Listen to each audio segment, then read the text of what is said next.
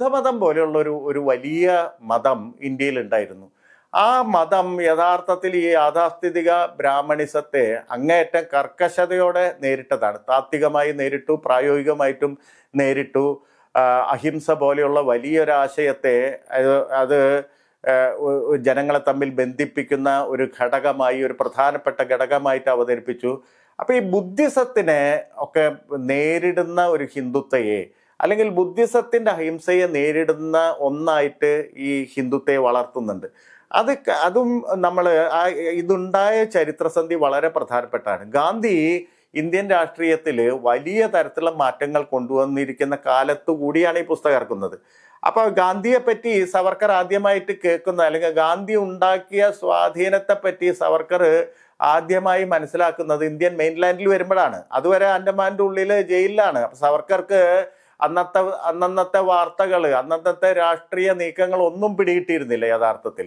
തിരിച്ച് ഇന്ത്യൻ മെയിൻലാൻഡിൽ വരുമ്പോൾ ആലിപ്പൂർ സെൻട്രൽ ജയിലിൽ വെച്ചിട്ടാണ് ഗാന്ധി ഉണ്ടാക്കിയ സ്വാധീനത്തെ പറ്റി അവിടുത്തെ ശിപായിമാരിൽ നിന്ന്, ഈ പോലീസുകാരിൽ നിന്ന് സവർക്കർക്ക് മനസ്സിലാവുന്നത്. സവർക്കർ അതുപോലും ഒരു ഹാസ്യ രൂപേണയാണ് അവതരിപ്പിച്ചിട്ടുള്ളത്. കാരണം പോലീസുകാർ പറയുന്നത് ഗാന്ധി ഒരു യോഗി ദിവ്യനാണ്, ഗാന്ധി ഒരർത്ഥത്തിൽ ദൈവികമായ ശക്തിയുള്ള മനുഷ്യനാണ്, യോഗിയാണ്, ഗാന്ധിയെ അറസ്റ്റ് ചെയ്താൽ അദ്ദേഹം തുറുങ്ക് ഭേദിച്ച് പുറത്തു ചാടുന്ന ആളാണെന്ന് എന്ന മട്ടിലുള്ള ഐതിഹ്യങ്ങളാണ് താൻ കേട്ടതെന്ന് പറയുന്നുണ്ട്. ആ സമയത്ത് ഗാന്ധി പിടിമുറുക്കുന്നതോടെ, ഗാന്ധി സ്വാതന്ത്ര്യ സമര പ്രസ്ഥാനത്തിൽ പിടിമുറുക്കുന്നതോടെ അഹിംസ കേന്ദ്രപ്രമേയം ആവുന്നു. അതോടൊപ്പം ഇന്ത്യയിലെ വിവിധ വിഭാഗങ്ങളിൽപ്പെട്ടുള്ള, പ്രത്യേകിച്ച് മുസ്ലിങ്ങൾ സ്വാതന്ത്ര്യ സമരത്തിൽ അണിനിരക്കുന്നു. മാത്രമല്ല ഇന്ത്യയിലെ വിവിധ വിഭാഗങ്ങൾ, തീരദേശവാസികൾ തൊട്ട് ആദിവാസികൾ വരെയുള്ള എല്ലാവരിലും ഏതെങ്കിലും തരത്തിൽ സ്വാതന്ത്ര്യ സമരത്തിന്റെ ഒരു സന്ദേശം എത്തുന്ന സ്ഥിതിവിശേഷം വരുന്നു. അപ്പൊ ഇതിനു മുമ്പ് സവർക്കർ ജയിലിൽ പോകുന്ന സമയത്ത് നമ്മൾ പറഞ്ഞ പോലെ ബ്രിട്ടീഷ് വിരുദ്ധത എന്ന് പറയുന്നത് ഈ ബ്രാഹ്മണരുടെ ഒരു പ്രത്യേക ചരിത്രസന്ധിയിൽ ബ്രാഹ്മണർക്കുള്ളിൽ ഉടലെടുത്തിരുന്ന ഒന്ന് മാത്രമായിരുന്നു. അന്ന് ഇന്ത്യയിലെ പ്രധാനപ്പെട്ട സായുധ ഗ്രൂപ്പുകളൊക്കെ തന്നെ വലതുപക്ഷ സായുധ ഗ്രൂപ്പുകളായിരുന്നു. അവയെല്ലാം തന്നെ ബ്രാഹ്മണ കേന്ദ്രിതമായ ആശയങ്ങളാൽ നയിക്കപ്പെടുന്ന ഗ്രൂപ്പുകളായിരുന്നു. ബംഗാളിലെ വിപ്ലവകാരികൾ എന്ന് നമ്മൾ വിളിക്കുന്ന ആളുകളായാലും, അതുപോലെ തന്നെ മറാത്ത വിപ്ലവകാരികൾ ആയാലും ഒക്കെ ബ്രാഹ്മണ കേന്ദ്രീകൃതമായിട്ടുള്ള ആശയങ്ങളാൽ നയിക്കപ്പെടുന്ന ആളുകളായിരുന്നു എന്നുള്ളത് നമ്മൾ നേരത്തെ കണ്ടതാണ്. ഈ സ്ഥിതി മാറുകയാണ്. അപ്പൊ സ്വാഭാവികമായി ഇന്ത്യൻ നാഷണൽ കോൺഗ്രസും സ്വാതന്ത്ര്യ സമര പ്രസ്ഥാനവും ആ രീതിയിൽ വിവിധ വിഭാഗങ്ങളെ ഉൾക്കൊണ്ട് വളർന്ന ഒന്നായതോടെ ഈ ബ്രാഹ്മണ പക്ഷപാതികൾക്ക് അതിനുള്ളിൽ നിന്ന് പുറത്തു പോകേണ്ടി വന്നു. തിലകിന്റെ അനുയായികൾക്ക് പുറത്തു പോകേണ്ടി വന്നു. 1920 ആഗസ്റ്റ് 1 തിലക് മരിച്ചു. തിലക് മരിച്ചതോടെ ഈ ബ്രാഹ്മണിസത്തിന്റെ വലിയ ലീഡർഷിപ്പുകളിലൊന്ന്, വലിയ നേതൃത്വങ്ങളിലൊന്ന് വീണു. തിലകിന്റെ ബ്രാഹ്മണ കേന്ദ്രീകൃതമായ ഒരു ആശയത്തിന് സ്വാതന്ത്ര്യ സമര പ്രസ്ഥാനത്തിൽ ഇരിക്കാൻ കഴിയുന്നില്ല. അത് ബഹുസ്വരതയുള്ള ഒരു പ്രസ്ഥാനമായിട്ട് വളരുന്നു. അപ്പൊ തിലകിന്റെ ആളുകളൊക്കെ, തിലകിന്റെ അനുയായികളൊക്കെ പുറത്തു വന്ന് സ്വരാജ്യ പാർട്ടി എന്ന് പറയുന്ന ഒരു പാർട്ടി ഉണ്ടാക്കി തുടങ്ങുകയാണ്. അതോടൊപ്പം തന്നെ വലിയ മാറ്റങ്ങൾ ഇന്ത്യൻ സമൂഹത്തിൽ നടക്കുന്നുണ്ട്. ഇപ്പം ഇന്ത്യയിൽ പ്രത്യേകിച്ച് ഈ ജാതി കേന്ദ്രിതമായിട്ടുള്ള ഹിന്ദു മതത്തിൽ വലിയ തരത്തിലുള്ള മാറ്റങ്ങൾ ഉണ്ടാവുന്നുണ്ട്. നമ്മൾ നോക്കിയാൽ അറിയാം, ഈ 23 ഇപ്പൊ കേരളത്തിലാണെങ്കിൽ ശ്രീനാരായണ ഗുരു പോലെയുള്ള, അയ്യങ്കാളി പോലെയുള്ള നിരവധി നവോത്ഥാന പ്രവർത്തകർ ഈ ജാതിക്കെതിരെ, ജാതി വിഭജനത്തിനെതിരെ, ജാതിയുടെ പേരിലുള്ള വിവേചനങ്ങൾക്കെതിരെ വലിയ ജനമുന്നേറ്റം ഒരർത്ഥത്തിൽ സംസ്കാരത്തിൽ സൃഷ്ടിക്കപ്പെടുന്നുണ്ട്. ജാതിക്കെതിരായിട്ടുള്ള വലിയ ആശയങ്ങൾ മുഴുവൻ നടപ്പിലാക്കപ്പെടുന്നുണ്ട്. മറാഠ പ്രവിശ്യയിൽ ഇത് തന്നെ സംഭവിക്കുന്നുണ്ട്. നമുക്കറിയാം, മഹാത്മാഫൂലെയൊക്കെ തന്നെ മറ്റൊരു തരത്തിൽ തിലക് ജീവിച്ചിരുന്ന കാലത്ത് തന്നെ വലിയ തരത്തിൽ പ്രവർത്തിച്ചിട്ട് ഈ ജാതി ശ്രേണി എന്ന് പറയുന്ന കൃത്രിമമായ ആശയത്തെ, കൃത്രിമമായ അധികാര ആശയത്തെ തുറന്നു കാട്ടുകയും അതിനെതിരെ വലിയ പട നയിക്കുകയും ചെയ്തിട്ടുണ്ട്. ഇത് വളർന്ന് വലിയ രീതിയിൽ അംബേദ്കറെ പോലെയുള്ള ആളുകൾ ആ കാലത്ത് അമേരിക്കയിൽ നിന്ന് പഠിപ്പ് കഴിഞ്ഞ് മറാത്ത പ്രവിശ്യയിലേക്ക് ഏതാണ്ട് എത്തുന്ന കാലമാണ്. ബഹിഷ്കൃത ഹിതകരണി സഭ പോലെയുള്ള ചില ഓർഗനൈസേഷൻസ് ഉണ്ടാവാൻ പോവുകയാണ് എന്ന് പറഞ്ഞാൽ അതിനൊക്കെയുള്ള ഒരു ആവേഗങ്ങൾ സമൂഹത്തിൽ നിലനിൽക്കുന്ന കാലം കൂടിയാണ്. അപ്പൊ ആ അർത്ഥത്തിലാണ് ഈ ഹിന്ദു വംശീയത എന്ന് പറയുന്ന ഒരു ആശയം സവർക്കർ കൊണ്ടുവരുന്നത്. എന്ന് പറഞ്ഞാൽ യാഥാസ്ഥിതിക ഹിന്ദു ബ്രാഹ്മണിസത്തിന് ഇനി നിലനിൽക്കാൻ കഴിയില്ല എന്ന് വലിയ തരത്തിൽ ബോധ്യപ്പെടുന്നുണ്ട്, സവർക്കർക്ക് ബോധ്യപ്പെടുന്നുണ്ട്. ഇത് തിലകിന് ബോധ്യപ്പെട്ടിരുന്നു, അതിനു മുമ്പ് തിലകിന് ബോധ്യപ്പെട്ടിരുന്നു, അത് കുറച്ചുകൂടി വിശാലമായിട്ട് സവർക്കർക്ക് ബോധ്യപ്പെട്ടിരുന്നു. തിലകന് ബോധ്യപ്പെട്ടെങ്കിലും തിലകന് സ്വാതന്ത്ര്യ സമര പ്രസ്ഥാനത്തിൽ വലിയൊരു സ്ഥാനം ഉണ്ടായിരുന്നു. പക്ഷെ ഗാന്ധി വന്നതോടെ ഈ തിലകൈറ്റുകൾ മുഴുവൻ പുറത്താവുകയാണ്. അപ്പോൾ അങ്ങനെ ഓരത്തേക്ക് ഒരു ബ്രാഹ്മണിസം സ്ഥാപിക്കപ്പെടുമ്പോഴാണ് ഈ ഹിന്ദുത്വം എന്ന് പറയുന്ന പുസ്തകം മറ്റൊരു തരത്തിൽ ബ്രാഹ്മണിസത്തെ നിർവചിക്കാനും വിപുലീകരിക്കാനും അതിനെ ഒരർത്ഥത്തിൽ ആധുനീകരിക്കാനും ശ്രമിക്കുന്നത്. അങ്ങനെ മാത്രമേ ബ്രാഹ്മണിസത്തിന് ഇന്ത്യയിൽ മുന്നോട്ട് പോവാൻ കഴിയൂ എന്ന സംഗതി കൂടിയാണ് അതിന് സവർക്കറെ പ്രേരിപ്പിക്കുന്നത്. മറുവശത്ത് ബ്രിട്ടീഷുകാരുടെ ആനുകൂല്യം തങ്ങൾക്ക് നേടിയെടുക്കണമെങ്കിൽ ഇന്നത്തെ സ്വാതന്ത്ര്യ സമര പ്രസ്ഥാനത്തെ പൊളിക്കണം. അത് പൊളിക്കണമെങ്കിൽ ഹിന്ദു മുസ്ലിം വൈരം എന്ന് പറയുന്ന ഒരു ആശയം കൊണ്ട് സ്ഥാപിക്കുകയും വേണം. അപ്പം അങ്ങനെ ഇറങ്ങുന്ന പുസ്തകമാണ് ഹിന്ദുത്വയിലെ അടുത്ത അധ്യായങ്ങൾ. അപ്പം അതിനെ ബുദ്ധിസത്തെ നേരിടാനായിട്ട് ബുദ്ധിസം കളിമൺകാലുള്ള മതമാണെന്നാണ് സവർക്കർ വിശേഷിപ്പിക്കുന്നത്. ബുദ്ധിസത്തെ നേരിട്ട് ആക്രമിക്കാനുള്ള ഒരു ഭയം സവർക്കർക്കുണ്ട്. കാരണം ബുദ്ധൻ എന്ന് പറയുന്നത് ഒരർത്ഥത്തിൽ ഹിന്ദുമതം സ്വാംശീകരിക്കാൻ ശ്രമിക്കുന്ന ബുദ്ധിസത്തിന്റെ തകർച്ചയ്ക്ക് ശേഷം ഒരർത്ഥത്തിൽ ഹിന്ദുമതം അതിനെ സ്വാംശീകരിച്ചെടുക്കാൻ ശ്രമിക്കുന്നുണ്ട്. ഹിന്ദുമതത്തിന്റെ ഒരു പ്രത്യേകത എന്ന് പറയുന്നത് ഈ അർത്ഥത്തിൽ പലതിനെയും അതിനെ എതിർത്തിരുന്ന പലതിനെയും പതുക്കെ പതുക്കെ സ്വായത്തമാക്കുക എന്ന് പറയുന്ന ഒരു രീതി ഹിന്ദുമതത്തിലുണ്ട്. നമുക്ക് തുടർച്ചയായിട്ട് അതിന്റെ ചരിത്രം മനസ്സിലാക്കാൻ സാധിക്കും. പലപ്പോഴും ഇപ്പം അധ്യാത്മരാമായണം പോലെയുള്ള കൃതിയിൽ ബുദ്ധനെ തന്നെ വിഷ്ണുവിൻ്റെ 10ാമത്തെ അവതാരമായിട്ട് വിശേഷിപ്പിക്കുന്നുണ്ട്. അപ്പൊ ബുദ്ധിസത്തെ എതിർക്കാൻ പറ്റില്ല. പക്ഷെ അതേസമയം ഗാന്ധിയെ എതിർക്കണമെങ്കിൽ ഗാന്ധി കൊണ്ടുവന്നിട്ടുള്ള അഹിംസ എന്ന് പറയുന്ന ആശയത്തെ എതിർക്കണം. ഈ അഹിംസയുടെ ഇന്ത്യൻ വേരുകൾ തേടിപ്പോയാൽ നമ്മൾ എത്തുക ബുദ്ധിസത്തിലാണ്. അപ്പൊ അതുകൊണ്ട് ബുദ്ധിസത്തിന്റെ ഒരു തുടർച്ചയായിട്ട് രണ്ടാമതൊരു വരവായിട്ട് സവർക്കർ ഈ പറയുന്ന ഗാന്ധിയുടെ അഹിംസയെ വീക്ഷിക്കുന്നുണ്ട്. അപ്പൊ ഈ അഹിംസയെ തകർക്കാനായി ബുദ്ധിസത്തെ ആക്രമിക്കുക എന്ന് പറയുന്ന ഒരു സംഗതിയാണ് ഈ ഹിന്ദുത്വയിൽ അദ്ദേഹം തുടങ്ങി വെക്കുന്നത്. കളിമൺകാലുള്ള മതമായിട്ട് അതിനെ വിശേഷിപ്പിക്കുന്നു. അത് ഉദാത്തമാണെന്ന് പറയുന്നു. പക്ഷേ ഉദാത്തത കൊണ്ട് ഇന്നത്തെ ലോകത്ത് ഒരു കാര്യവും ഇല്ല എന്ന് പറയുന്നു. അതായത് വാളിന് മുന്നിൽ ഈ പറയുന്ന സ്നേഹത്തെക്കുറിച്ചും അഹിംസയെക്കുറിച്ചുമുള്ള വാക്കുകൾക്ക് ഒരർത്ഥവും ഇല്ല എന്ന് പറയുന്ന ഭീകരവാദ പ്രസ്ഥാനത്തിൻ്റെതായിട്ടുള്ള ഒരു രീതിയാണ് ഹിന്ദുത്വയിൽ അദ്ദേഹം പ്രയോഗിക്കുന്നത്. എന്ന് പറഞ്ഞാൽ ലിച്ചുകളും ഹൂണന്മാരുടെയും ആളുകൾക്ക് മുമ്പിൽ തകർന്നു പോയൊരു മതമായിട്ട് ബുദ്ധിസത്തെ വിശേഷിപ്പിക്കുന്നു. അവരെ തകർക്കുന്നത് ഹിന്ദുമതത്തിന്റെ തിരിച്ചു വരവായിട്ടും ഹിന്ദുയിസത്തിന്റെ ആര്യൻ ഹിസ്റ്ററിയുടെ വാൾ എടുക്കുന്ന ആ ചരിത്രത്തിന്റെ തിരിച്ചുവരവായിട്ടും സവർക്കർ വായിക്കുന്നു. അപ്പോൾ എന്തുകൊണ്ട് രാമായണം എന്ന് പറയുന്ന ചോദ്യത്തിന് ഒരു ഉത്തരവുള്ളൂ. അത് ഈ ഒരു ആര്യൻ രാജകുമാരൻ തെക്കോട്ട് വന്നിട്ടുണ്ടെങ്കിൽ ഈ കഥാപാത്രം രാമൻ എന്ന് പറയുന്ന കഥാപാത്രം മാത്രമാണ്. മഹാഭാരതം എന്തുകൊണ്ട് എടുത്തില്ല എന്നുള്ള ചോദ്യത്തിന് മഹാഭാരതത്തിലെ വൈരം എന്ന് പറഞ്ഞാൽ ആര്യന്മാർ തമ്മിലാണ്. ആര്യന്മാർ തമ്മിൽ അങ്ങോട്ടും ഇങ്ങോട്ടും ഏറ്റുമുട്ടുന്നതിൻ്റെ കഥയാണ് മഹാഭാരതം. അപ്പം അതെടുക്കാൻ പറ്റില്ല. അപ്പോൾ അങ്ങനെ വളരെ തന്ത്രപരമായിട്ടുള്ള ചില സെലക്ഷൻസ്, ആ സെലക്ഷൻസിനെ ഹിസ്റ്റോറിസൈസ് ചെയ്യാനുള്ള ശ്രമങ്ങൾ അങ്ങനെയൊക്കെ കൂടിയിട്ടാണ് ഇതിലെ ഒരു വംശീയത രൂപീകരിക്കുന്നത്. ഇതിൻ്റെ ഒരു കൾമിനേഷൻ നടക്കുന്നത് ഇപ്പം ബുദ്ധിസത്തെ നേരിടാൻ ഇപ്പം യാഥാസ്ഥിതിക മായിട്ടുള്ള ബ്രാഹ്മണിസം അല്ല സവർക്കർ ഉദ്ദേശിക്കുന്നത് നമ്മൾ പറഞ്ഞു. പക്ഷെ അതേസമയം യാഥാസ്ഥിതികമായ ബ്രാഹ്മണിസത്തെ ഇതിൻ്റെ ഒരു പാർട്ടായിട്ട് കരുതുന്നുണ്ട്, അതിൻ്റെ എലമെന്റ്സ് എടുക്കുന്നുണ്ട്. ഇപ്പൊ ബുദ്ധിസത്തെ നേരിടാൻ മനുവിന്റെ ശ്ലോകമാണ് സവർക്കർ എടുത്തു വയ്ക്കുന്നത്. ചലിക്കുന്നവ ചലിക്കാത്തതിനേക്കാൾ ശ്രേഷ്ഠമാണ് എന്ന് പറയുന്ന ഭാഗമുണ്ട്. പല്ലുകളില്ലാത്തവ കോമ്പലുള്ള ജീവിവർഗങ്ങൾക്ക് കീഴ്പ്പെടും എന്ന് പറയുന്ന ഭാഗമുണ്ട്. അല്ലെങ്കിൽ കൈകളില്ലാത്തവർ കൈകളുള്ളവരുടെ അടിമകളാവും എന്ന് പറയുന്ന അത്തരത്തിലുള്ള മനുസ്മൃതിയിലെ വചനങ്ങൾ ഉപയോഗിക്കുന്നുണ്ട്. ബുദ്ധിസത്തിന്റെ തകർച്ചയെ പരാമർശിക്കുമ്പോഴാണ് ഇതൊക്കെ സവർക്കർ ഉദ്ധരിക്കുന്നത്. എന്ന് പറഞ്ഞാൽ ബുദ്ധിസം എന്ന് പറഞ്ഞാൽ പല്ലില്ലാത്ത മതമാണ്, ചലിക്കാത്ത മതമാണ്, അതിന് കൈകളില്ലാത്ത മതമാണ്.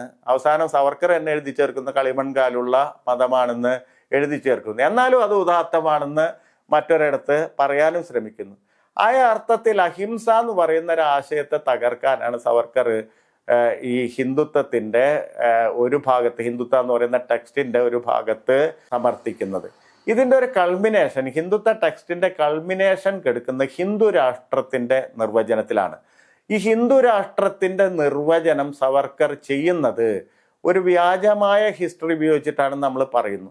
അപ്പോൾ മാത്രമല്ല, ഈ നാഷൻ സ്റ്റേറ്റുകളുടെ അക്കാലമാകുമ്പോഴേക്കും നാഷൻ സ്റ്റേറ്റിനെ പറ്റിയുള്ള അവബോധമൊക്കെ ഒരു പക്ഷേ ഇന്ത്യൻ രാഷ്ട്രീയത്തിലും ഇന്ത്യയിലെ എഡ്യൂക്കേറ്റഡ് ആയിട്ടുള്ള ക്ലാസ്സിനിടയിലൊക്കെ വരുന്നുണ്ട്. ഇന്ത്യ ഒരു കോളനി രാഷ്ട്രമാണെങ്കിലും നാളെ ഒരു നാഷൻ സ്റ്റേറ്റ് ആയിട്ട് തീരും എന്ന് പറയുന്ന, അല്ലെങ്കിൽ ആ ദിശയിലാണ് ലോകം ചലിക്കുന്നത്, നാഷൻ സ്റ്റേറ്റ്സിൻ്റെ ദിശയിലാണ്, ദേശരാഷ്ട്രങ്ങളുടെ ദിശയിലാണ് ഇത് ചലിക്കുന്നതെന്ന് പറയുന്ന ഒരു അവബോധമൊക്കെ ഉണ്ടാകുന്നുണ്ട്. അപ്പം അത്തരം ഒരു കാലഘട്ടത്തിൽ ഈ ഹിന്ദു രാഷ്ട്രം എന്തായിരിക്കണം എന്നുള്ളത് നേരത്തെ നിർവചിച്ചു വെക്കാനാണ് സവർക്കർ ശ്രമിക്കുന്നത്. അപ്പോൾ ഒരു രാജ്യം വേണം, അതിർത്തികളുള്ള ഒരു രാജ്യം വേണം. നാഷണൽ സ്റ്റേറ്റിൻ്റെ പ്രാഥമിക ഘടകം എന്ന് പറഞ്ഞാൽ അതിർത്തികളുള്ള ഒരു രാജ്യമാണ്. ഇന്ത്യയെ സംബന്ധിച്ചിടത്തോളം ആ സമയത്ത് ഒരു ഭൂപടം എന്ന് പറയുന്നത് ബ്രിട്ടീഷ് ഇന്ത്യയുടെ ഭൂപടം ഒരു ഭാഗത്ത് ബ്രിട്ടീഷുകാർ നേരിട്ട് ഭരിക്കുന്ന സ്ഥലങ്ങളുണ്ട്, ഹിന്ദു രാജാക്കന്മാർ ഭരിക്കുന്ന സ്ഥലങ്ങളുണ്ട്, മുസ്ലിം രാജാക്കന്മാർ ഭരിക്കുന്ന നാട്ടുരാജ്യങ്ങളുണ്ട്. ഇതെല്ലാം ചേർന്നിട്ടുള്ള ഒരു സംഗതിയാണ് ഇന്ത്യ എന്ന് പൊതുവെ അറിയപ്പെട്ടിരുന്നത്. അപ്പം അതുകൊണ്ട് ഇന്ത്യയെ ഒരു നാഷൻ സ്റ്റേറ്റിൻ്റെ, ദേശരാഷ്ട്രത്തിൻ്റെ, അതും ഹിന്ദു രാഷ്ട്രത്തിൻ്റെ രീതിയിൽ നിർവചിക്കണമെങ്കിൽ അതിനൊരു മാപ്പിംഗ് നടത്തണം, അതിനൊരു ഭൂപടം ആയിട്ട് നിർവചിക്കണം, അതിന് അതിർത്തികൾ നിർവചിക്കണം. അതിനു വേണ്ടിയിട്ട് സവർക്കർ ചെയ്യുന്നത് സിന്ധു മുതൽ സിന്ധു വരെ എന്ന് പറയുന്ന ഒരു പരികല്പനയാണ് എടുക്കുന്നത്. എന്ന് പറഞ്ഞാൽ ഈ ആര്യന്മാർ വ്യാപിച്ച സ്ഥലം എന്ന് പറയുന്ന സപ്തസിന്ധുക്കളുടെ കരയിൽ നിന്നാണ് ആര്യന്മാർ വരുന്നത്. പതുക്കെ പതുക്കെ തെക്കോട്ടിറങ്ങുന്നു, രാമൻ കുറച്ചുകൂടി തെക്കോട്ടിറങ്ങുന്നു. അങ്ങനെ സിന്ധു മുതൽ സിന്ധു വരെ, മുകളിൽ ആദ്യത്തെ സിന്ധു എന്ന് പറഞ്ഞാൽ സിന്ധു നദി, രണ്ടാമത്തെ സിന്ധു എന്ന് പറഞ്ഞാൽ ഇന്ത്യൻ മഹാസമുദ്രം. അപ്പൊ സിന്ധു നദി മുതൽ ഇന്ത്യൻ മഹാസമുദ്രം വരെ നീണ്ടു കിടക്കുന്ന ഒരു രാജ്യത്തെയാണ് ഹിന്ദു രാജ്യമായി സവർക്കർ നിർവചിക്കുന്നത്. അപ്പൊ അതിനെ പല പേരും നമ്മൾ നേരത്തെ കണ്ട് പല പേരിടാൻ ശ്രമിക്കുന്നു. ഏറ്റവും അവസാനം സവർക്കർ എത്തിച്ചേരുന്ന ഹിന്ദുസ്ഥാൻ എന്ന് പറയുന്ന പേരാണ് ഏറ്റവും അനുയോജ്യം എന്ന മട്ടിലാണ് സവർക്കർ എത്തിച്ചേരുന്നത്. അപ്പോൾ സിന്ധു മുതൽ സിന്ധു വരെ നീണ്ടു കിടക്കുന്ന ഒരു ഭൂപ്രദേശം. ഇനി അവിടുത്തെ ജനങ്ങൾ ആരാണെന്നുള്ള ക്വസ്റ്റ്യൻ ഉണ്ട്. കാരണം അന്ന് ഇന്ത്യ നോക്കുകയാണെങ്കിൽ ഈ പ്രദേശം സിന്ധു മുതൽ സിന്ധു വരെയുള്ള പ്രദേശത്ത് ഈ പറയുന്ന പോലെ ഒരു റേസിലുള്ള ആൾക്കാരല്ല, പലതരത്തിലുള്ള മനുഷ്യരുണ്ട്, പല ജാതിയിൽപ്പെട്ടവരുണ്ട്, പല മതത്തിൽപ്പെട്ടവരുണ്ട്. അപ്പം ഇവരെയൊക്കെ ഒരു വംശീയ രാഷ്ട്രമായി മാറ്റണമെങ്കിൽ ചിലരെ ഒഴിവാക്കണം, ചിലരെ ഉൾപ്പെടുത്തണം. അപ്പം അതിനു വേണ്ടിയിട്ട് സവർക്കർ കൊണ്ടുവരുന്ന രണ്ട് പരികൽപ്പനകൾ, ഒന്ന് പിതൃഭൂമി എന്ന് പറയുന്ന പരികൽപ്പനയും രണ്ട് പുണ്യഭൂമി എന്ന് പറയുന്ന പരികൽപ്പനയുമാണ്. ഒന്ന് പിതൃഭൂമി, ഫാദർലാൻഡ് എന്ന് പറയുന്ന കൺസെപ്റ്റ് കൊണ്ടുവരുന്നു.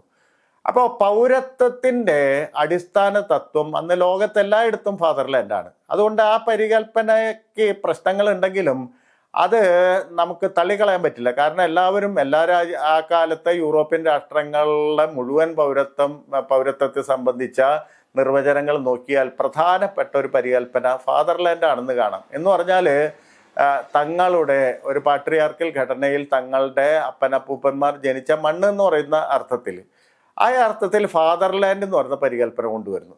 രണ്ടാമത്തതാണ് നമ്മൾ പ്രശ്നവിധേയാക്കേണ്ടത്. ഹോളി ലാൻഡ് എന്ന് പറയുന്ന പരികല്പനയാണ് സവർക്കർ കൊണ്ടുവരുന്നത്.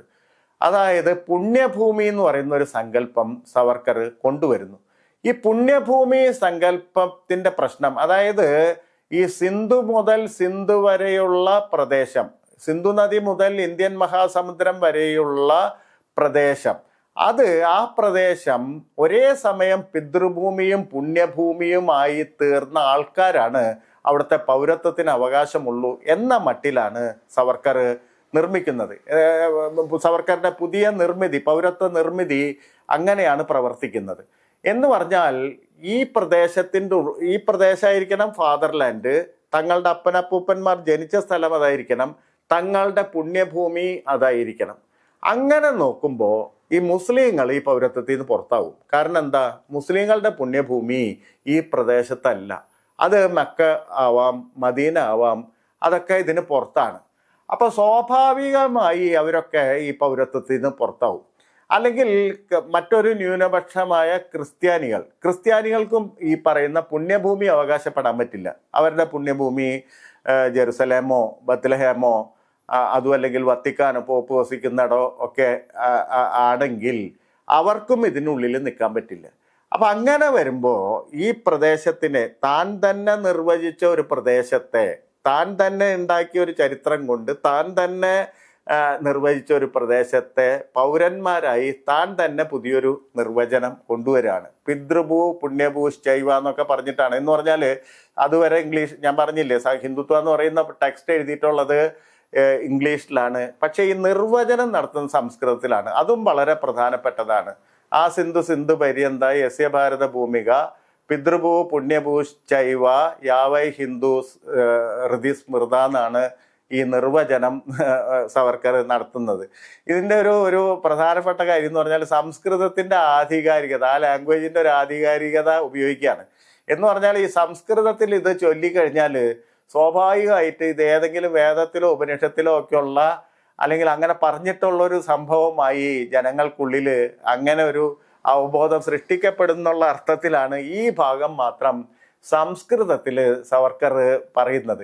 സവർക്കർ തന്നെ ഈ ഹിന്ദുത്വം എഴുതുമ്പോൾ അറിയാതെ ചില സത്യങ്ങൾ പറഞ്ഞു പോകുന്നുണ്ട്. ഒന്ന്, ഭാരതം എന്ന് പറയുന്ന കൺസെപ്റ്റ്, ഇന്ത്യയെ പറ്റി ഭാരതം എന്ന് പറയുന്ന ഒരു കൺസെപ്റ്റ് സംസ്കൃതത്തിൽ ഇല്ല. സംസ്കൃതം മുഴുവൻ തപ്പി വയ്ക്കാലും അങ്ങനെ ഭാരതം എന്ന് പറയുന്ന ഒരു പരികല്പന കാണാൻ കഴിയില്ല. സവർക്കർ തന്നെ പറയുന്നുണ്ട്.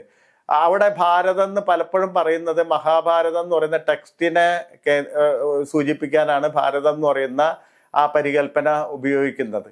അപ്പൊ അതുകൊണ്ട് സവർക്കർ അവിടെ വാദിക്കുന്നത് ഇപ്പം ബനാറസ് എന്നുള്ള പദം സംസ്കൃതത്തിൽ ഇല്ലെങ്കിലും അത് അവിടെ ഇല്ലേ, ആ പ്രാകൃതത്തിൽ വാരണാസി എന്ന് പറയുന്ന പദം ഉണ്ടല്ലോ, അങ്ങനെയൊക്കെ പറഞ്ഞിട്ട് ആണ് അവിടെ തൻ്റെ ഡിബേറ്റിനെ മുന്നോട്ട് കൊണ്ടുപോകുന്നത് എന്ന് കാണാൻ കഴിയും. അപ്പൊ അതുകൊണ്ട് ഇങ്ങനെ പുതിയൊരു ഭാരത സൃഷ്ടി നടത്തുകയാണ്, പുതിയൊരു ഹിന്ദുസ്ഥാൻ എന്ന് പറയുന്ന പുതിയ പ്രദേശത്തിന്റെ സൃഷ്ടി നടത്തുകയാണ് സവർക്കർ ചെയ്യുന്നത്. അപ്പൊ ഇതിൽ വലിയൊരു പ്രശ്നം എന്ന് പറഞ്ഞാൽ പുണ്യഭൂമി പ്രശ്നം. ലോകത്തെല്ലാ രാജ്യങ്ങളും തങ്ങളുടെ പൗരത്വത്തിന് അനുസൃതമായിട്ട് ഉപയോഗിക്കുകയാണെങ്കിൽ ഇന്നത്തെ ഒട്ടുമുക്കാലും രാജ്യങ്ങളിൽ ഒരു പൗരൻ പോലും ഉണ്ടാവില്ല. കാരണം ഇപ്പോൾ ഒരു യൂറോപ്പിലെ ക്രിസ്ത്യാനിക്ക് ഈ പുണ്യഭൂമിയും പിതൃഭൂമിയും നമ്മൾ നോക്കുകയാണെങ്കിൽ അവരുടെ പുണ്യഭൂമി മുഴുവൻ പുറത്താണ്. അല്ലെങ്കിൽ പാകിസ്ഥാനിലെ ഒരു മുസ്ലിമിനെ സംബന്ധിച്ചിടത്തോളം അവരുടെ പുണ്യഭൂമി മക്കയും മദീനയും സൗദി അറേബ്യയിലാണ്. അപ്പോൾ പാകിസ്ഥാനിലെ ഒരു മുസ്ലിമിന് പൗരത്വം കിട്ടില്ല. എന്ന് പറഞ്ഞാൽ ഈ മതം ഉണ്ടായ സ്ഥലത്ത് മതപരമായി പ്രാധാന്യമുള്ള സ്ഥലങ്ങൾ ഉൾക്കൊള്ളുന്ന പ്രദേശങ്ങളിൽ മാത്രമേ അങ്ങനെ 2 or 3 രാഷ്ട്രം, വലിയ രാഷ്ട്രങ്ങൾക്ക് മാത്രമേ നിലനിൽക്കാൻ പറ്റുള്ളൂ. ഈ 2 സങ്കല്പങ്ങളും ഒരേപോലെ പ്രയോഗിച്ചാൽ. ഇതന്ന് ആരും ചോദിച്ചില്ല എന്നുള്ളത് മറ്റൊരു വാസ്തവം. കാരണം ഇങ്ങനെ ഒരു ക്രിറ്റിസിസം വരേണ്ട തരത്തിലുള്ള പ്രാധാന്യമുള്ള ടെക്സ്റ്റായി അന്ന് ബോധമുള്ളവരാരും ഇതിനെ കണ്ടിരുന്നില്ല എന്നുള്ളതാണ് ഇതിനോടുള്ള ക്രിറ്റിസിസം വരാതിരിക്കാനുള്ള പ്രധാനപ്പെട്ട കാര്യം. ഇത് ശ്രദ്ധിച്ച ആളുകൾ എന്ന് പറയുന്നത് ഈ പറയുന്ന ഫാസിസത്തിന്റെ ബാധ ഏറ്റ ആളുകളാണ്. എന്ന് പറഞ്ഞാൽ തിലകിന്റെ ബ്രാഹ്മണ രാഷ്ട്രീയത്തിലൂടെയൊക്കെ വളർന്നു വന്ന മറാത്ത പ്രവിശ്യയെ ഒരർത്ഥത്തിൽ ഒരു ചെറിയ വിഭാഗം ബ്രാഹ്മണ വിഭാഗത്തിന് ഇത് വലുതായിട്ട് രുചിക്കുന്നുണ്ട്. അങ്ങനെയാണ് ഈ ടെക്സ്റ്റിനെ ആസ്പദമാക്കി 1923 ഇറങ്ങിയ ടെക്സ്റ്റിനെ ആസ്പദമാക്കി 1925 ഒക്ടോബറിൽ വിജയദശമി ദിനത്തിൽ ആദ്യത്തെ ഒരു സ്ട്രോങ് ആയിട്ടുള്ള ഒരു ഫാസിസ്റ്റ് ഹിന്ദുത്വ ഫാസിസ്റ്റ് സംഘടന ഈ ടെക്സ്റ്റിനെ ആസ്പദമാക്കി ഉണ്ടാവുന്നത്. RSS എന്നുള്ള പേരിൽ ഹെഡ്ഗേവാറാണത് അതിലെ മുൻകൈ എടുത്ത ഒരാൾ. ഹെഡ്ഗേവാർ മാത്രമല്ല, സവർക്കറുടെ ജ്യേഷ്ഠൻ GD സവർക്കറും BS മൂഞ്ചെ ഒക്കെ അടക്കമുള്ള ആളുകൾ ആ സംഘാടനത്തിൽ പ്രധാന പങ്കുവഹിച്ചിരുന്നു എന്ന് നമുക്കറിയാം. നമ്മൾ പിന്തുടരുന്നത് സവർക്കർ ആയതുകൊണ്ട് അതിലേക്ക് പോകുന്നില്ല. മാത്രമല്ല, ഒരു കാര്യം ഒരു കാര്യം ആനുഷംഗികമായിട്ട് പറയാം. ഹെഡ്ഗേവാർ രത്നഗിരിയിൽ സവർക്കർ താമസിക്കുന്ന കാലത്ത് അദ്ദേഹത്തെ ചെന്ന് കണ്ടതിന് ശേഷമാണ് RSS രൂപീകരിക്കുന്നത്. അല്ലെങ്കിൽ RSSന്റെ രൂപീകരണത്തിന്റെ ബാല്യദശയിൽ അവരുടെ ഗുരുവായി കണ്ടിരുന്നത് സവർക്കറെയാണ്. അദ്ദേഹത്തിൻ്റെ ഈ ഹിന്ദുത്വ എന്ന് പറയുന്ന ടെക്സ്റ്റാണ് അവരെ മുന്നിലുണ്ടായിരുന്ന ഒരു മാനിഫെസ്റ്റോ എന്ന് പറയുന്നത്. അപ്പം 1923 ഇത് പുറപ്പെടുവിക്കുമ്പോൾ സവർക്കർ വിമോചിതനായിട്ടില്ല, അദ്ദേഹം ജയിലിൽ തന്നെയാണ്.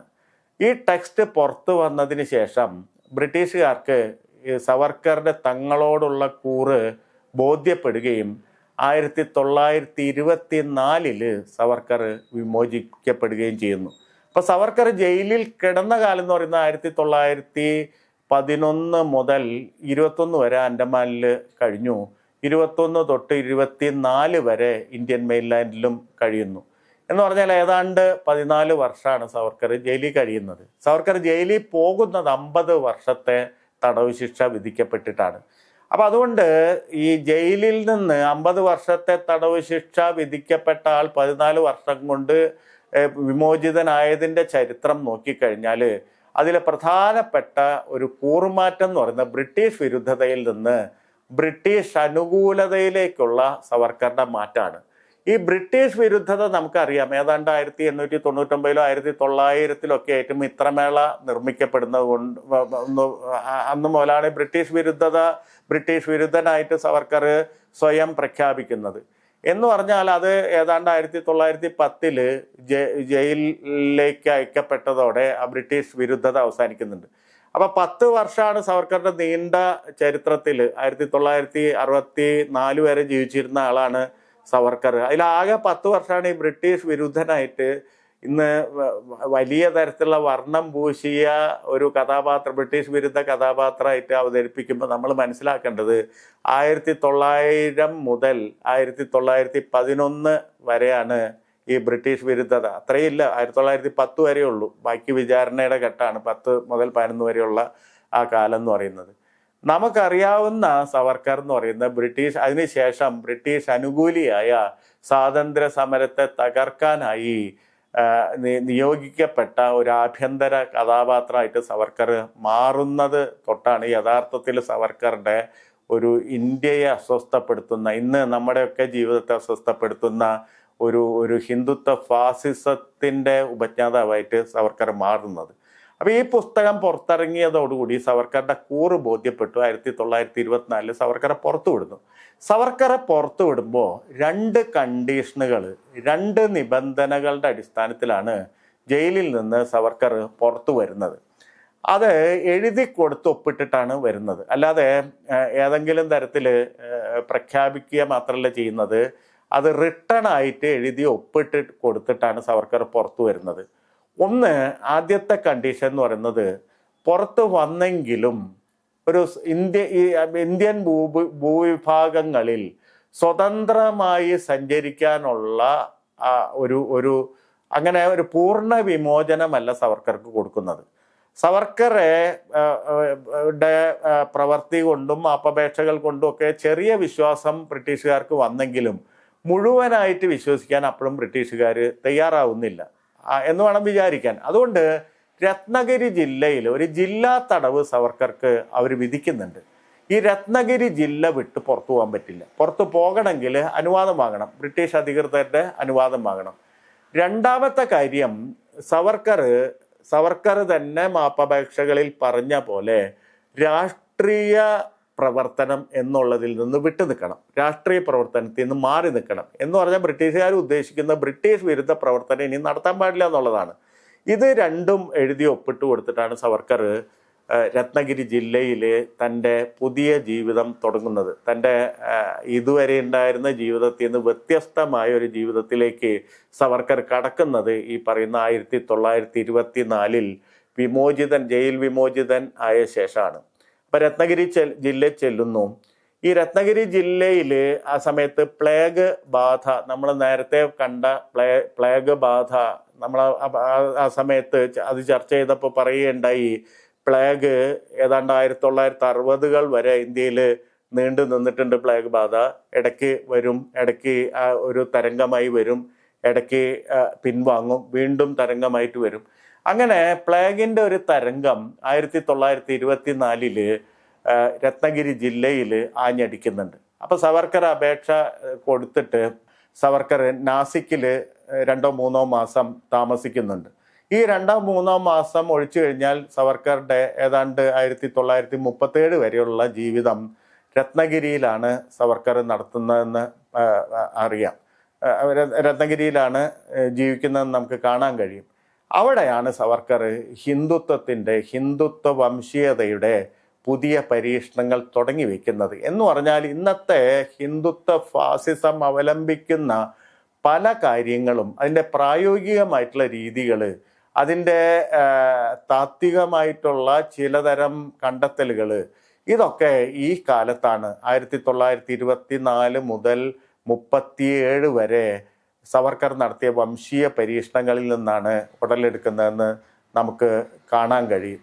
അതും വളരെ പ്രധാനപ്പെട്ട ഇന്ത്യ ചരിത്രത്തിൽ നമ്മുടെ ഒരുപക്ഷെ ഇന്നത്തെ രാഷ്ട്രീയ ജീവിതത്തെ മനസ്സിലാക്കണമെങ്കിൽ, അല്ലെങ്കിൽ ഇന്ന് ഇന്ത്യയെ പിടിമുറുക്കിയിരിക്കുന്ന ഹിന്ദുത്വ രാഷ്ട്രീയത്തിൻ്റെ വേരുകളെ കുറിച്ച് അറിയണമെങ്കിൽ അത് വലിയ തരത്തിൽ ആ ജീവിതത്തെ പറ്റിയും നമ്മൾ പഠിക്കേണ്ടിയിരിക്കുന്നു. അങ്ങനെ 1924 രത്നഗിരി ജില്ലാ തടവിൽ എത്തപ്പെടുമ്പോൾ സവർക്കർ പ്രതിനിധാനം ചെയ്യുന്ന ബ്രാഹ്മണ രാഷ്ട്രീയം പല അർത്ഥത്തിൽ പ്രതിസന്ധിയിലായിരുന്നു. അതിലൊരു പ്രതിസന്ധി ഗാന്ധിയുടെ നേതൃത്വത്തിലുള്ള സ്വാതന്ത്ര്യ സമര പ്രസ്ഥാനം ഉണ്ടാക്കിയതാണ്. നമ്മൾ കണ്ടു കഴിഞ്ഞു, ബ്രാഹ്മണ മേൽക്കോയ്മയിലുള്ള ഒരു സ്വാതന്ത്ര്യ സമര പ്രസ്ഥാനമല്ല, മറിച്ച് പലതരത്തിലുള്ള ആളുകൾ, ഒരു ബഹുസ്വരമായിട്ടുള്ള വ്യവസ്ഥയായി ഈ സ്വാതന്ത്ര്യ സമര പ്രസ്ഥാനം മാറിക്കഴിഞ്ഞിരുന്നു. രണ്ടാമത് മറ്റൊരു തരത്തിലുള്ള പിന്നാക്ക ദളിത് വിഭാഗങ്ങളുടെ ബ്രാഹ്മണ വിരുദ്ധ രാഷ്ട്രീയം പ്രത്യേകിച്ച് മറാത്ത പ്രവിശ്യയിൽ മേൽക്കൈ നേടാൻ തുടങ്ങി. ഇപ്പോൾ ഉദാഹരണമായിട്ട് ഈ 1923 CK ബോലെ എന്ന് പറയുന്ന ഒരു സാമാജികൻ, അദ്ദേഹം ദളിതൊന്നുമല്ല, മറിച്ച് ഈ പറയുന്ന തരത്തിൽ ഒരർത്ഥത്തിൽ നവോത്ഥാനത്തിൻ്റെ പ്രതീകമായി വരുന്ന CK ബോലെ ബോംബെ നിയമനിർമ്മാണ സഭയിൽ ഒരു ബില്ല് അവതരിപ്പിക്കുകയുണ്ടായി. ഈ ബില്ല് യാഥാസ്ഥിതിക ബ്രാഹ്മണിസത്തിൻ്റെ ദളിത് വിരുദ്ധതയ്ക്ക്, പിന്നോക്ക ജാതി വിരുദ്ധതയ്ക്ക് എതിരായിട്ടുള്ള ഒരു ബില്ലാണ് അവതരിപ്പിക്കപ്പെട്ടത്. അന്ന് ഈ പൊതുകുളങ്ങൾ, പൊതുകിണറുകൾ, പൊതുജലാശയങ്ങൾ എന്നിവയൊക്കെ നിലവിലുണ്ടെങ്കിലും അതിൻ്റെ ഉടമസ്ഥത യഥാർത്ഥത്തിൽ സവർണ വിഭാഗങ്ങൾക്ക് മാത്രമായിരുന്നു. സവർണ വിഭാഗങ്ങളിൽ താഴെയുള്ള മനുഷ്യർക്ക് ഇതൊന്നും ഉപയോഗിക്കാനുള്ള ഒരു അനുമതി ലഭിച്ചിരുന്നില്ല. അപ്പോൾ അതിനെതിരെയുള്ള ഒരു ബില്ലാണ് 1923 ബോംബെ നിയമനിർമ്മാണ സഭയിൽ CK ബോലെ അവതരിപ്പിച്ചത്. അത് പാസ്സാകുകയുണ്ടായി. എന്ന് പറഞ്ഞാൽ 1923 പാസ്സായ നിയമം അനുസരിച്ച് ഏത് പ്രദേശത്തെയും പൊതുകുളങ്ങളിലും പൊതുകിണറുകളിലും പൊതുജലാശയങ്ങളും നിന്നും ഈ പറയുന്ന പിന്നോക്ക വിഭാഗങ്ങൾക്കും ദളിതർക്കും ജലം ശേഖരിക്കുന്നതിനുള്ള തടസ്സം നീക്കപ്പെട്ടു. അവർക്ക് അത് തുറന്നു കൊടുക്കപ്പെട്ടു. പക്ഷേ യാതൊന്നും സംഭവിക്കുന്നില്ല. ഈ യാതൊന്നും സംഭവിക്കാത്തതിൻ്റെ കാരണം അങ്ങനെ ഒരു ജാതി കേന്ദ്രീകൃത സമൂഹമാണ്. നിയമം ഒരു വഴിക്ക്, ഭരണകൂടത്തിൻ്റെ നിയമം ഒരു വഴിക്ക് പോകുന്നു, ഈ ജാതി കേന്ദ്രീകൃതമായിട്ടുള്ള സാമൂഹ്യ വ്യവസ്ഥ അവിടെ നിലനിൽക്കുന്നു. ഇത് തമ്മിൽ രണ്ടും സമാന്തര ദിശയിലാണ്, പരസ്പരം കൂട്ടിമുട്ടുന്ന തരത്തിലല്ല, മറിച്ച് ഒരെണ്ണം നിയമത്തിൻ്റെ വഴിക്ക് പോകുന്നു, യാഥാർത്ഥ്യം ഈ ജാതി യാഥാർത്ഥ്യം അതിൻ്റെ വഴിക്ക് പോകുന്നു. ആ നിലയിലാണ് നിലനിൽക്കുന്നത്. ആ സമയത്താണ് അംബേദ്കർ വിദേശ പഠനം കഴിഞ്ഞ് തിരിച്ചെത്തുന്നത്. 1924 അംബേദ്കർ ബഹിഷ്കൃത് ഹിതകരണി സഭ എന്ന് പറയുന്ന തൻ്റെ പരിഷ്കരണത്തിനായിട്ടുള്ള സമുദായത്തിൽ മാറ്റങ്ങൾ വരുത്താനുള്ള ആദ്യ സംഘടന തൻ്റെ നേതൃത്വത്തിൽ രൂപം കൊള്ളുന്നു. അപ്പോൾ ഈ ബഹിഷ്കൃത ഹിതകരണി സഭയും പ്രവർത്തിക്കുന്ന പ്രധാനമായിട്ടുള്ള പ്രവർത്തനം കാഴ്ചവെച്ചത് ബോംബെ പ്രൊവിൻസിലാണ്. സവർക്കറുടെ അതേ പ്രവിശ്യയിലാണ് ഇവരും പ്രവർത്തിക്കുന്നത്. അപ്പോൾ പ്രത്യേകിച്ച് രത്നഗിരി ജില്ല അവരുടെ പ്രധാനപ്പെട്ട ഒരു പ്രവർത്തന കേന്ദ്രമായിട്ട് തീരുകയും ചെയ്യുന്നുണ്ട്. ഈ ബഹിഷ്കൃത ഹിതകരണി സഭ പ്രധാനമായി 3-4 കാര്യങ്ങൾ മുന്നോട്ട് വയ്ക്കുന്നുണ്ട്. അത് പ്രായോഗികമായിട്ടുള്ള കാര്യങ്ങൾ മുന്നോട്ട് വയ്ക്കുന്നുണ്ട്. ഒന്ന്, ദളിതർക്ക് വേണ്ടി നിരവധി ഹോസ്റ്റലുകൾ ഉണ്ടാക്കാൻ, അവരുടെ വിദ്യാഭ്യാസത്തിന് വേണ്ടിയുള്ള പ്രയാണത്തിന് രാസത്വരകമായിട്ട് വർത്തിക്കാനുള്ള ഹോസ്റ്റലുകൾ തുറക്കാനുള്ള ഒരു രീതി അവർ ആവിഷ്കരിക്കുന്നുണ്ട്. രണ്ടാമത് അവർ ഈ കാർഷിക പഠനവും വ്യവസായ പഠനവും അത് രണ്ടും വഴി പുതിയ ലോകത്തിന് ആവശ്യമായിട്ടുള്ള പഠന സമ്പ്രദായങ്ങളിലേക്ക് ദളിതരെ കൊണ്ടുവരാൻ വേണ്ടിയുള്ള പുതിയ പ്രവർത്തനങ്ങൾ അതിലേക്ക് ആകൃഷ്ടരാക്കാൻ വേണ്ടി കാർഷിക പഠനത്തിലേക്കും വ്യവസായ പഠനത്തിലേക്കും ദളിതരെ ആകൃഷ്ടരാക്കാൻ വേണ്ടിയുള്ള നടപടികൾ തുടങ്ങി വയ്ക്കുന്നുണ്ട്. അങ്ങനെ പലതരത്തിലുള്ള ജാതിവിരുദ്ധ പ്രവർത്തനങ്ങൾക്ക് പുറമെ ദളിതർക്ക് സാമൂഹ്യ ചലനാത്മകത നൽകുന്ന പ്രവർത്തനങ്ങളും തുടങ്ങി വയ്ക്കുന്നുണ്ട്.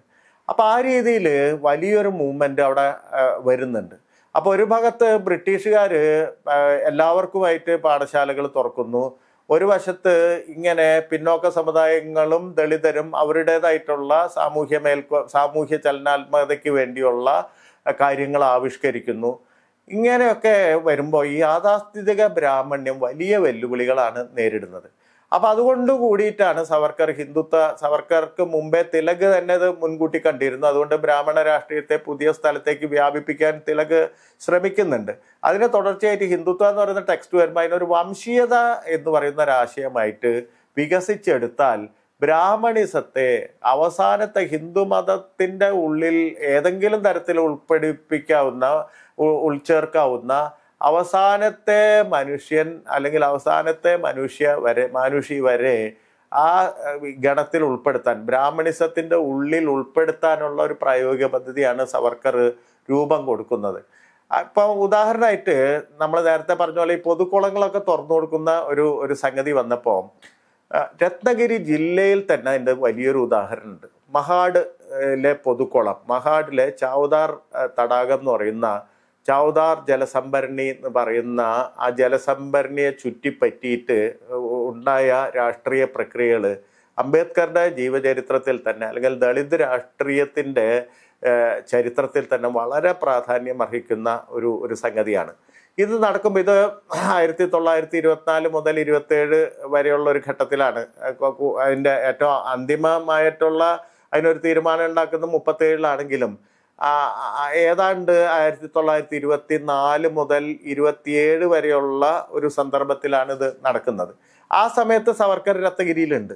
അപ്പൊ രത്നഗിരി ജില്ലയിൽ ഈ യാഥാസ്ഥിതിക ബ്രാഹ്മണ്യത്തിന് നിലനിൽപ്പില്ല എന്ന് സവർക്കർക്ക് മനസ്സിലാവുന്നുണ്ട്. അതിനെ പുതിയ രീതിയിൽ ബ്രാഹ്മണിസത്തെ പുതിയ രീതിയിൽ വികസിപ്പിക്കുന്നതിൻ്റെ ഒരു പ്രായോഗിക രീതി ആവിഷ്കരിക്കാൻ സവർക്കർ നിർബന്ധിതനാവുന്ന സാഹചര്യം ഇതാണെന്ന് പറയാം.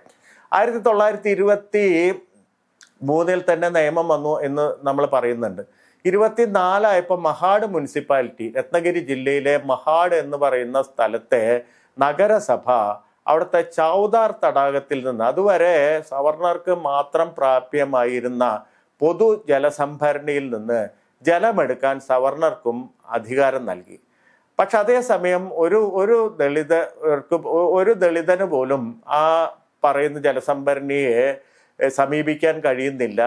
അല്ലെങ്കിൽ ഏതെങ്കിലും ഒരു സവർണന് ദളിതനെ വിളിച്ചുകൊണ്ട് വന്ന് അവിടുന്ന് ജലസംഭരണിയിൽ നിന്ന് ജലമെടുത്തോ എന്ന് പറയാനും തോന്നുന്നില്ല. ആ അർത്ഥത്തിൽ രൂഢമൂലമായിട്ടുള്ളൊരു സാമൂഹ്യ വ്യവസ്ഥയാണ് നിലനിന്നിരുന്നത്. അപ്പോഴാണ് ഇത് ഏറ്റെടുക്കാൻ അംബേദ്കറുടെ ബഹിഷ്കൃത് ഹിതകരണി സഭ തീരുമാനിക്കുന്നത്. അപ്പോൾ രഞ്ജിത്ത് ഡേ ഒക്കെ എഴുതിയ അംബേദ്കറുടെ രാഷ്ട്രീയ ചരിത്രത്തെക്കുറിച്ചുള്ള ലേഖനത്തിലൊക്കെ പറയുന്ന ഒരു കാര്യം, അംബേദ്കർ പടിപടിയായിട്ടാണ് ഈ ദളിത് രാഷ്ട്രീയത്തെ മുന്നോട്ട് കൊണ്ടുപോയത്. അപ്പൊ ആദ്യഘട്ടത്തിൽ ഈ സംസ്കൃതവൽക്കരണത്തിൻ്റെതായിട്ടുള്ള, നമ്മൾ പറയുമല്ലോ സ്വാഭാവികമായിട്ട് അടിത്തട്ടിലെ ജനവിഭാഗങ്ങൾ ഈ മേൽത്തട്ടിലെ ജനവിഭാഗങ്ങളുടെ രീതി സ്വീകരിച്ചുകൊണ്ട് സാമൂഹ്യ മേൽക്കോയ്മ നേടാം എന്നൊരു വിചാരം ഒരുപക്ഷെ എല്ലാ തരത്തിലുള്ള നവോത്ഥാന പ്രസ്ഥാനങ്ങളിലും ഉണ്ടായിട്ടുണ്ട്. സംസ്കൃതവൽക്കരണം എന്ന് MN ശ്രീനിവാസൊക്കെ പിൽക്കാലത്ത് വിളിക്കുന്നത് അതിനെയാണ്.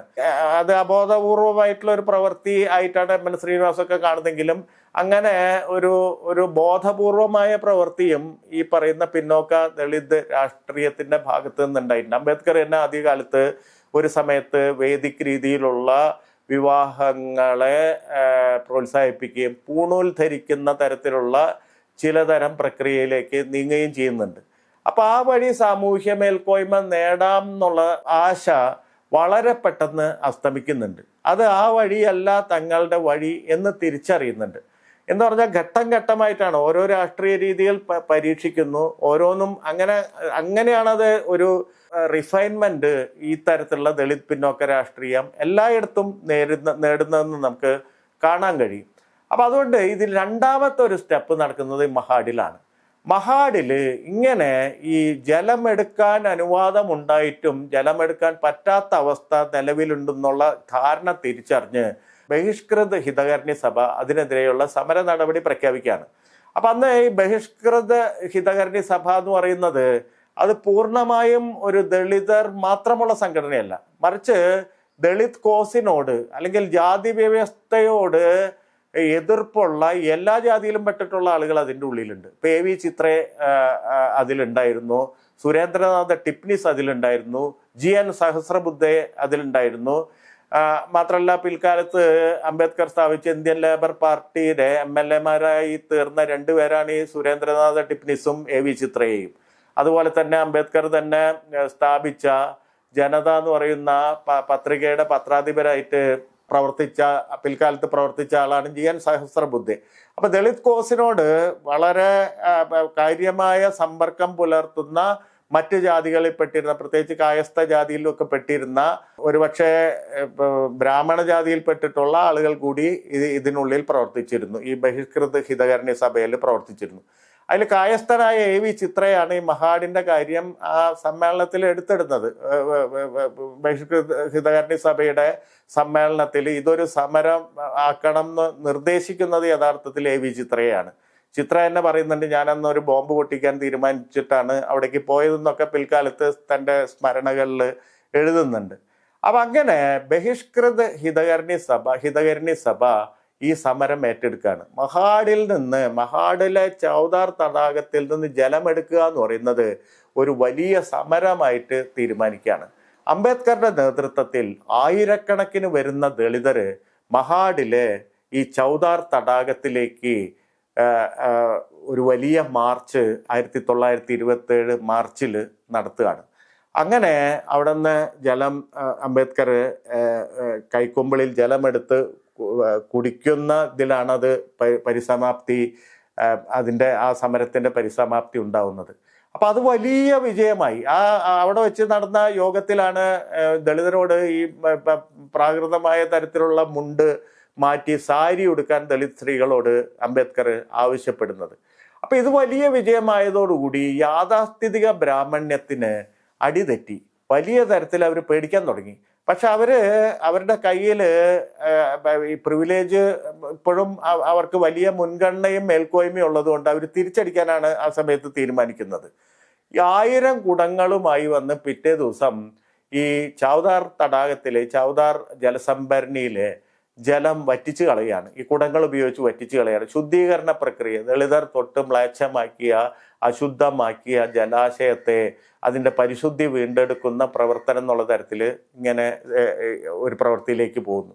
അപ്പം അങ്ങനെ ഒരു സംഘർഷം രത്നഗിരി ജില്ലയിൽ ഈ സവർക്കർ അവിടെ എത്തിയ ഉടനെ തന്നെ ഏതാണ്ട് എത്തിയ ആദ്യ വർഷങ്ങളിൽ ഉണ്ടാവുന്നുണ്ട്. അപ്പൊ ഇതിനെതിരെ വീണ്ടും ദളിതര് വലിയ തരത്തിലുള്ള ദളിതരല്ല ബഹിഷ്കൃത ഹിതകർണി സഭയുടെ നേതൃത്വത്തിലുള്ള ദളിതരും ദളിതരല്ലാത്ത ദളിത് കോസിനോട് ഐക്യപ്പെടുന്ന ആളുകളും ചേർന്നിട്ടുള്ള സമരമാർഗങ്ങൾ ആവിഷ്കരിക്കാൻ വേണ്ടിയിട്ട് വീണ്ടും യോഗം ചേരുന്നു. അതിനു മുമ്പായി ഈ യാഥാസ്ഥിതിക ബ്രാഹ്മണര് കോടതിയിൽ പോയി ഈ ചൗദാർ തടാകത്തിലേക്ക് ഈ ബഹിഷ്കൃത ഹിതകർണി സഭയുടെ പ്രവർത്തകർ പ്രവേശിക്കുന്നത് തടയുന്നതിന് സ്റ്റേ സമ്പാദിക്കുന്നു. അപ്പോഴാണ് പിറ്റേ ദിവസം തിരിച്ച് സമരം നടത്താൻ പറ്റില്ല. ചൗദാർ തടാകത്തിൽ നിന്ന് ജലം ശേഖരിക്കുന്ന തരത്തിലുള്ള സമരത്തിലേക്ക് പോകാൻ പറ്റാതെ വരുമ്പോഴാണ് അംബേദ്കർ മനുസ്മൃതി കത്തിക്കുന്നത്. 1927 ഡിസംബറിലാണ് ഈ മനുസ്മൃതി കത്തിക്കുന്ന യാഥാസ്ഥിതിക ബ്രാഹ്മണ്യത്തിന്റെ പ്രധാനപ്പെട്ട സ്രോതസ്സായ മനുസ്മൃതി കത്തിക്കുന്നു. എന്ന് പറഞ്ഞാൽ ഇത് വിഭവങ്ങളിന്മേലുള്ള അവകാശത്തിന്റെ പ്രശ്നമല്ല, മറിച്ച് ഇത് ജാതി മേൽക്കോയ്മയുടെ പ്രശ്നമാണ്. ജാതി മേൽക്കോയ്മയെ നിയന്ത്രിക്കുന്ന പ്രധാനപ്പെട്ട ഒരു ടെക്സ്റ്റ് മനുസ്മൃതിയാണ് എന്നറിഞ്ഞിട്ടാണ് അത് കത്തിക്കുന്ന സമരത്തിലേക്ക് പോകുന്നത്. അപ്പൊ ഇതൊക്കെ സവർക്കർ നിരീക്ഷിക്കുന്നുണ്ട്. സവർക്കർ ആ സമയത്ത് ഈ ചൗദാർ തടാകം എല്ലാവർക്കുമായി തുറന്നു കൊടുക്കുക എന്ന് പറയുന്ന ഒരു ഒരു ആ പറയുന്ന നിലപാടിനാണ് പിന്തുണ പ്രഖ്യാപിക്കുന്നത്. എന്ന് പറഞ്ഞാൽ യാഥാസ്ഥിതിക ബ്രാഹ്മണ്യത്തിന്റെ കൂടെയല്ല സവർക്കർ നിൽക്കുന്നത്. ഈ കാര്യം മനസ്സിലാക്കിയാലേ ഹിന്ദുത്വ രാഷ്ട്രീയം ഇന്ന് ഇന്ത്യയിൽ എങ്ങനെയാണ് പ്രവർത്തിക്കുന്നതെന്ന് സൂക്ഷ്മമായിട്ട് നമുക്ക് തിരിച്ചറിയാൻ പറ്റുള്ളൂ. അത് യാഥാസ്ഥിതിക ബ്രാഹ്മണിസത്തിന്റെ തത്വങ്ങളെ, പുറത്താക്കൽ തത്വത്തെ അല്ല അംഗീകരിക്കുന്നത്, മറിച്ച് അത് മറ്റൊരു തരത്തിൽ അകത്താക്കൽ തത്വത്തെയാണ് പിന്തുടരുന്നത്. ഇൻക്ലൂസീവ് ആയിട്ടുള്ള ഒരു സംഗതിയെയാണ്, ഇൻക്ലൂസിവിറ്റിയെയാണ് അവർ പിന്തുടരുന്നത്. പക്ഷേ ഈ ഇൻക്ലൂസിവിറ്റി എന്ന് പറയുന്നത് ബ്രാഹ്മണ്യത്തെ ഒരു വംശീയതയായി പരത്തിക്കൊണ്ട് അതിനെ എല്ലാവരും അംഗീകരിക്കുന്ന തരത്തിലുള്ള ഒരു തത്വശാസ്ത്രമായി, പ്രത്യയശാസ്ത്രമായി അതിനെ മാറ്റിക്കൊണ്ടാണ് ഇത് സാധിച്ചെടുക്കാൻ, അല്ലെങ്കിൽ അത് അങ്ങനെ മാത്രമേ ഇത് സാധിച്ചെടുക്കാൻ കഴിയൂ എന്ന് പറയുന്ന ബോധ്യം സവർക്കർക്ക് ഉണ്ടാവുന്നുണ്ട്. അതുകൊണ്ട് രത്നഗിരി ജില്ലയിൽ സവർക്കർ നടത്തുന്ന പ്രവർത്തനങ്ങൾ എന്ന് പറയുന്നത് പലപ്പോഴും ഒരു പക്ഷേ നമ്മളെ തെറ്റിദ്ധരിപ്പിക്കുന്ന, നമ്മളെ അമ്പരിപ്പിക്കുന്ന ചില പ്രവർത്തനങ്ങളാണ് ഈ ഹിന്ദു വംശീയതയുടെ പ്രവർത്തനങ്ങളായി, അതിൻ്റെ അടിസ്ഥാനങ്ങളായി സവർക്കർ നടത്തുന്നത്. ഒന്ന്, പന്തിഭോജനമാണ് സവർക്കർ നടത്തുന്നത്. എന്ന് പറഞ്ഞാൽ വ്യത്യസ്ത ജാതികളെ ഒന്നിച്ചിരുത്തിയുള്ള ഭക്ഷണം കഴിക്കൽ. നമ്മുടെ പെട്ടെന്ന് നോക്കുമ്പോൾ നവോത്ഥാനത്തിൻ്റെ ഒക്കെ പ്രധാനപ്പെട്ട ഒരു സമരമാർഗമായ അതേ സംഗതി തന്നെ ഹിന്ദു വംശീയതയുടെ സമരമാർഗമായി സവർക്കർ സ്വീകരിക്കുന്നുണ്ട്. രണ്ടാമതും ഈ പറഞ്ഞ പോലെ ക്ഷേത്രപ്രവേശനം എന്ന് പറയുന്ന ഒരു സംഗതി, എല്ലാവർക്കും വേണ്ടി ക്ഷേത്രം തുറന്നു കൊടുക്കുക എന്ന് പറയുന്ന സംഗതി, അങ്ങനെ ഒരു രീതി സവർക്കർ ഈ പറയുന്ന രത്നഗിരി ജില്ലയിൽ നടത്തുന്നുണ്ട്. അതും നമ്മെ ആശയക്കുഴപ്പത്തിലാക്കുന്ന ഒന്നാണ്. കാരണം ഇതൊക്കെ ഈ ക്ഷേത്രപ്രവേശനവും പന്തിഭോജനവും ഒക്കെ തന്നെ നവോത്ഥാനത്തിൻ്റെ വലിയ സമരമാർഗങ്ങളായിട്ടാണ് നമ്മൾ കരുതിയിരുന്നത്. സവർക്കർ ഇതിനെ തന്നെ, ഇതേ സംഗതിയെ തന്നെ ഹിന്ദു വംശീയതയുടെ സമരമാർഗങ്ങളായി, അല്ലെങ്കിൽ ഹിന്ദു വംശീയത വ്യാപിപ്പിക്കാനുള്ള സമരമാർഗങ്ങളായി സ്വീകരിക്കുകയും ചെയ്തു.